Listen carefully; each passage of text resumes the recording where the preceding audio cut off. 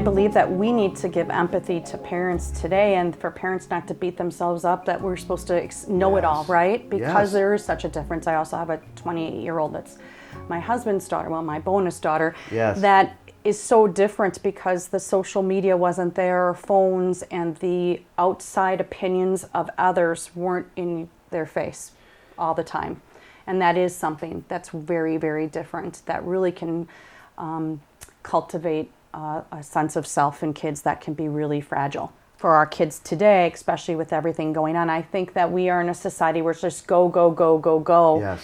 And we're not thinking about, like, I mean, even myself, you know, with the school aspect of being virtual, sometimes I forget how hard that must be when we're talking about grades and we're talking about effort put in by kids.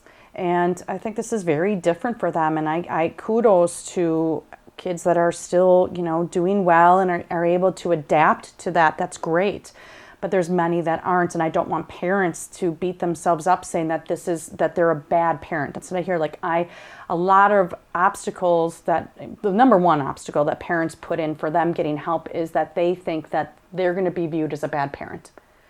And that shame of, if I go to a therapist or a counselor to talk about the issues in my family, it means I'm a bad parent. That's what they're saying. And that is not what any clinician that's a good clinician is going to say, because if you're a parent, you understand that we all make mistakes and we're not perfect. And we shouldn't expect that from our kids. And so if there was anyone that watches that thinks I'm not getting therapy because they're going to tell me I'm doing it wrong and I'm a bad parent, that's our ego. And that's where something we really need to work on, and that's not helping your kids. We have to learn to adapt and take each individual, and that's how we are at Gals Institute. It's very personalized and individualized. Every family is a little different, right? And so helping take the strengths, right, and build off of them versus what's wrong with you? What are the weaknesses? Instead, we're like, what are the things that are really good that's going to just help build your student and your child up, rather than just focusing on the stuff that's icky.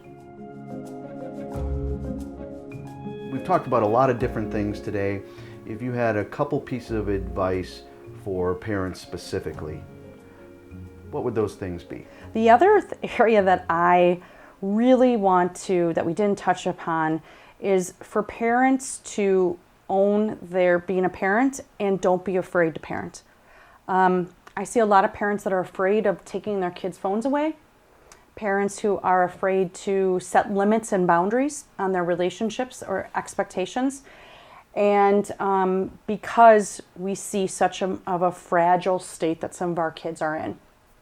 And I would say that actually creates a disservice to our kids.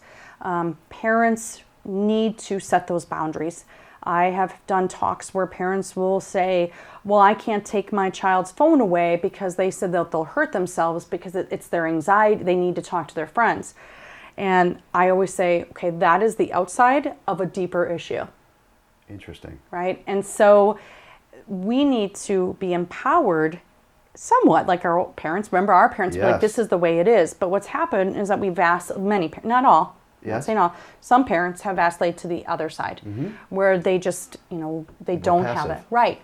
And I would say there's, again, that balance, right? If you were raised with this iron fist and you're really strict and you're like, I don't want to be that way. I want to have those communication with my kids. I don't want to have it be this punitive way.